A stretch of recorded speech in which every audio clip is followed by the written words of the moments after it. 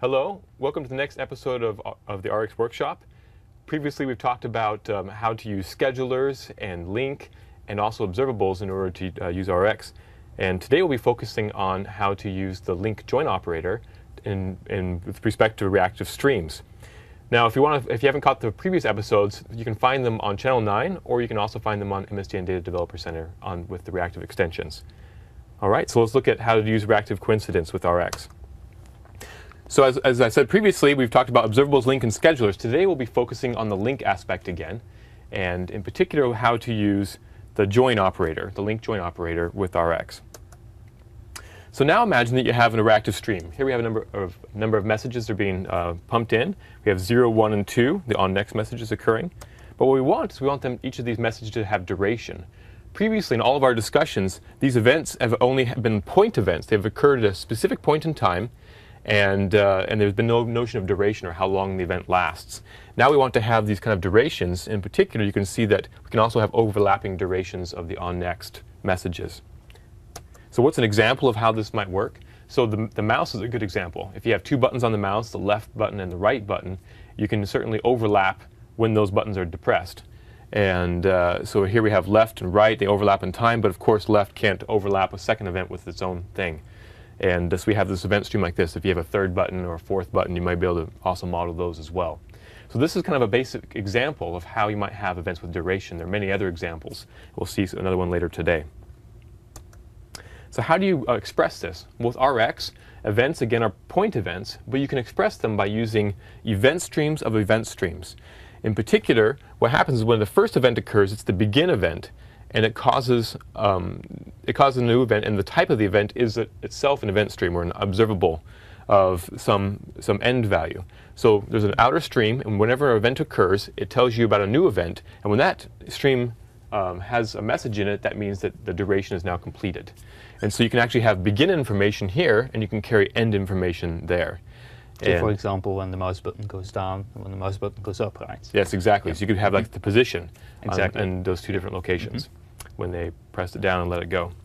All right, and of course they can also overlap with this model as well, as you see here. So this is kind of the basic idea. Use iObservable of iObservable of t in order to represent events with duration. We also sometimes call these windows. In fact, previously we talked about how to use like group by and buffer and some other examples of windows, and you saw that the result of those operators was iObservable of iObservable of t, and so you can think about those things as being duration-based operators in a very similar way to what we'll see with the joins. So this is also called a window. Now let's look at another example. Suppose we have a store here, and we have a number of customers coming in, and we want to compute when customers are in the store during a certain period of time. For example, when the store is open to when it's closed. So we start off with two different dates here. We have May 5th and May 6th, and each one there's an event when the store opens, and then there's a period of time until it closes.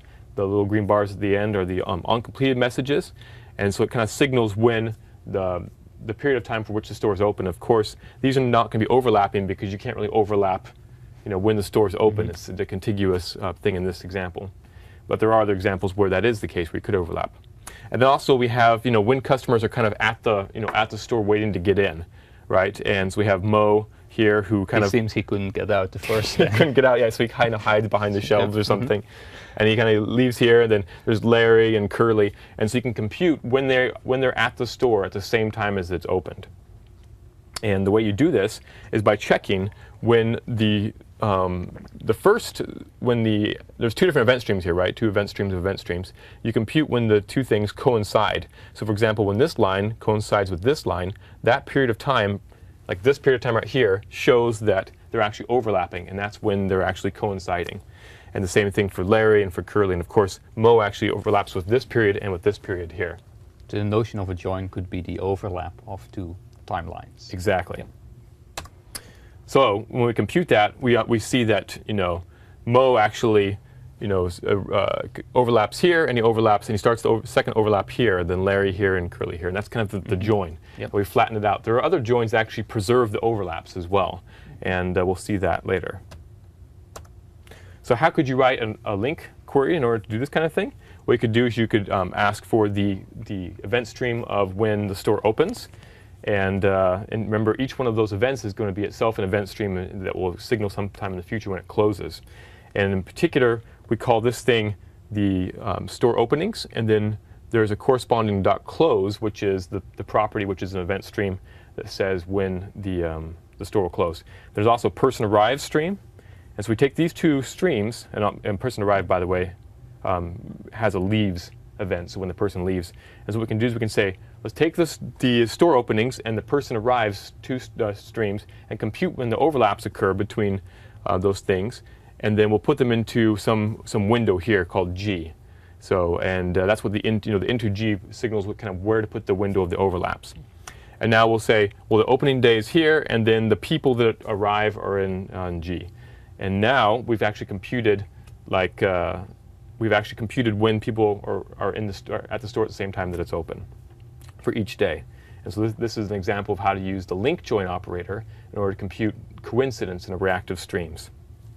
All right, let's take a look at some examples. Okay, so let's start by creating again, a simple console application and take a look at all the operators that we've sort of been talking about here. So let's create a console and add a reference to system.reactive to get started.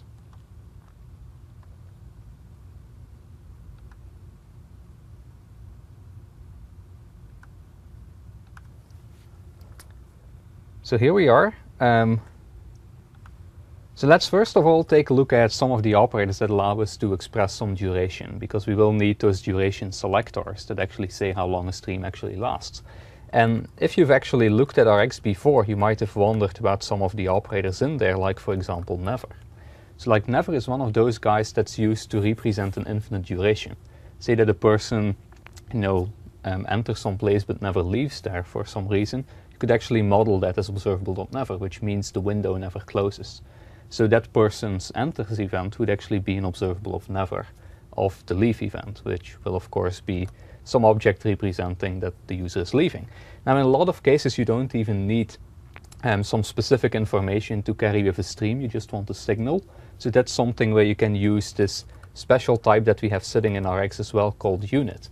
So that's basically a stream that signals at no point in time that something happens. You could also do like observable.dot timer kind of things to basically have some particular duration associated with an event.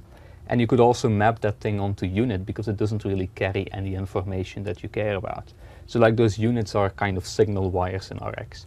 Yeah. So that's one of the things you could actually be using here. Other operators that come in handy here to sort of model duration and time is things like timer, where you can say after a certain specific amount of time, basically fire a particular signal that could signal the end of a stream.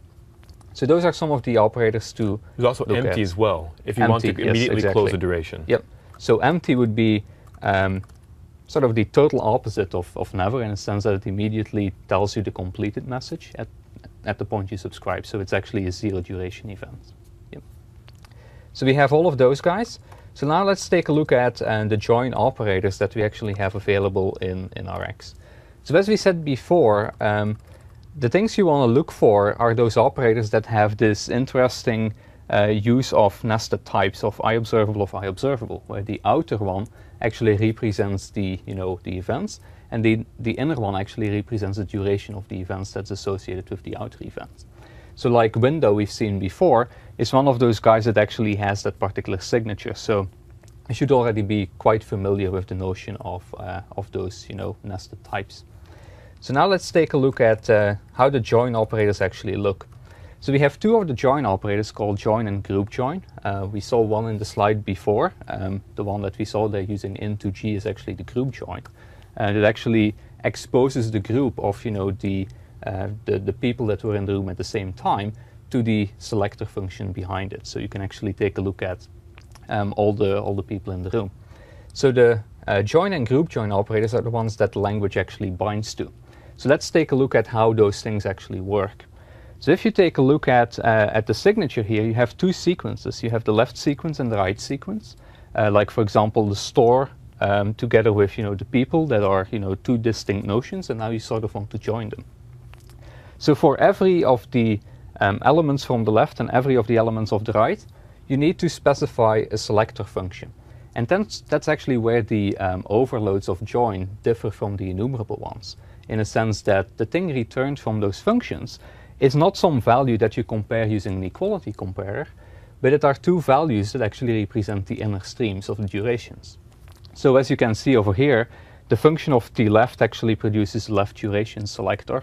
The function of the right produces a right duration observable. And so when those two guys overlap, the function is called with t_left and t_right during the overlap, producing a result selector that's then projected in the output sequence. And so, just as you said, the key notion here is that we are not doing equality-based joining. We're doing a join based on when things overlap in time or coincide. Mm-hmm. Yep. So we could actually, give a very simple example here, just an academic example of like selecting like some inner duration selector and seeing like how those things actually pan out.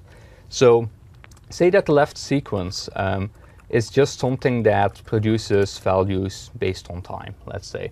And then we'll also have something that produces values based on user input using the console. So let's say the outer one is observable dot, let's use interval to basically produce some messages. It will be kind of regular, of course, in this case, from seconds, say 2 seconds. So we have the left guy that actually produces values every 2 seconds. That's just an observable of long. It doesn't really carry much useful information, but we'll actually map it onto windows of time. So we're sort of building kind of the window operator manually here as well. That's right. Actually, for those that are kind of like, the theorists out there, they might note that the group join is actually the most powerful of all the window operators that we offer. Yep.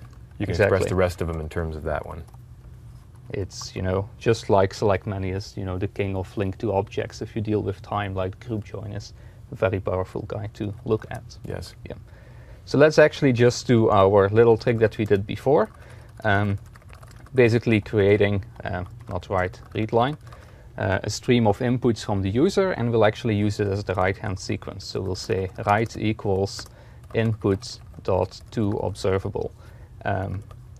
And maybe I want to introduce some more concurrency here. Do scheduler new thread there usually works out the best. So we've discussed, the use of schedulers in previous episodes. So if you don't recognize the scheduler, take a look back at that information. Basically what we're doing is we're given a dedicated thread to read the console. Yep, exactly. So now that we have left and right, what we need to say is when events actually overlap.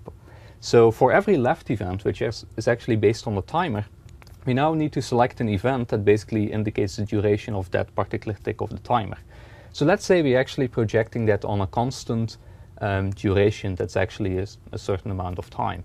So we'll basically take that long value, as you can see over here, which is coming from the timer, which we don't really care about, and we'll map it onto the duration of the event. So every second I want to create, say, an event of 5 seconds, like a window of 5 seconds. So I can do observable dot timer, and I can basically say time span from seconds 5, which means that we get an event after 5 seconds from the time the window is actually opened.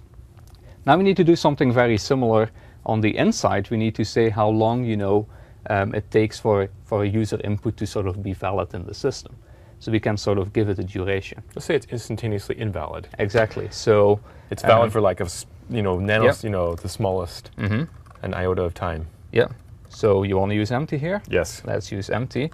And of course I need to specify some result here, which is kind of arbitrary in this case. Can I point out something? So in this case, the left event stream now has events with duration of 5 seconds, but the right stream is actually point events. Yep, exactly.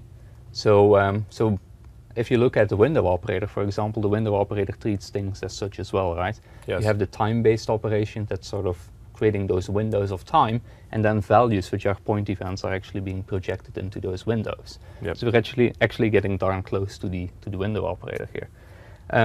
So I don't really care about the empty thing. You have a suggestion here? Unit looks good. Exactly. So we have that, and now finally we need to produce a result selector. So the result selector takes in the tick of the timer, which I'm not really very interested in, as well as the string that's actually coming out of what the user actually has written. So you could use the long as the window number, Yes, exactly. And the string as the input, yeah. Okay, and so what do we like to produce here? Maybe just a string that says that that particular S appears in that particular window. Yep. So we'll actually say user wrote, and let's just use string concat for this once, you know, in window I. And you will actually see that some of the things that user is writing appear in multiple windows, of course, because those windows are also overlapping. They start every second, but they last for 5 seconds. So we have this now, which is the result. And the result is an observable string. And so let's actually run this guy. Let's just say result.subscribe console write line to put those things on the screen. And just to make sure that... Oh, but you have 2 read lines now. Oh, I have 2 read lines. Yeah, so yes, this conflicts. Let's just use for each. Yeah, for each. Yeah, that's it. Exactly. And see what actually comes out. So at this point, we're already pumping those windows that have a certain duration, but the user hasn't typed anything yet, so we don't see anything appearing on the screen, of course. So as the user types something like, say, hello, you see that hello was projected into those 3 windows that were active at that particular time. If the user types something else, you see that message being projected into different windows. Now, those particular values that we have sitting here do not have any duration whatsoever. So basically, there are point events that coincide with, you know, the duration of a particular window. So that's actually the sample that we have running currently. So maybe what we should do is try to change the sample so that the user input actually has a duration until the next input comes in. Yeah, so that means like at this point when the cursor is blinking, world would actually appear in all the windows of the time till the user types something new, and then the new input will actually arrive in new windows. Yep. So let's take a look at how we can do that. The user actually wrote Ctrl-C in this particular case as well. You know, I didn't know that came through console read line, but now we do. So, so the way to do that is like, instead of using observable.empty over here, what we really want is we want to use the next event that actually happens in the sequence as the end, you know, the indicator for the end of the duration. So in order to do that, we'll have to use this input sequence multiple times. We'll have to use it once as the input, but we'll also have to use it for the duration selector of the right-hand side. inputs. Yep, yeah. The right-hand side. So when you want to use this sequence multiple times, you have to basically share it so that you don't have multiple subscriptions going on to the same thing, which would actually be kind of nasty in this particular case because you have multiple, you know, while loops going that read console read line, and things get totally non-deterministic in this case. That would be pretty wacky. Yes. So let's actually reuse this sequence by publishing it. And you can use a multiple overloads of this guy. You can actually do publish, which gives back a connectable observable. So you can basically take that right-hand side, write a query against it, and connect it at a later point. Or you can lift everything into a lambda form where you sort of have a safe copy of the inputs that you can use multiple times. And underneath, the lambda form uses this one. Yep, exactly. So let's actually lift the whole thing into that, you know, lambda form, which really will mean that, you know, the right-hand side, well, actually, let's do it like this. I'll keep the right-hand side as is, and the result will become, using the right-hand side, publish the right-hand side as right underscore, which is an alias, which is now safe to use multiple times, and then we'll use, you know, right underscore in here. At this point, we still have exactly the same query, but now we'll use that right underscore, the safe version of the input, as the duration selector over here as well. So now we should also point out what duration selectors mean. Do they actually indicate the end of the window based on the first event that comes through, or anything else? Or the completed message. Or the completed message. So let's actually just paste in right here and see what actually happens. So let's do Ctrl F5 again. Now whenever I type something here, like say hello, you see hello is projected into the windows, and you know, the window is not being closed. It's only when the user types something, an event will happen in the inner window duration selector. So when I type world now, you see that world is actually projected into the next set of windows. So world is now ticking and hello is gone. So we actually closed the window for hello successfully. So the answer is, as soon as a message comes in, actually that indicates the end of the duration. That's right. And the reason why I went into 6, 7 right away was because they had a long duration. Yeah, exactly. They have duration of 5 seconds, and they're overlapped there. Yep. Yep. And also, if you can close that window, one more observation here.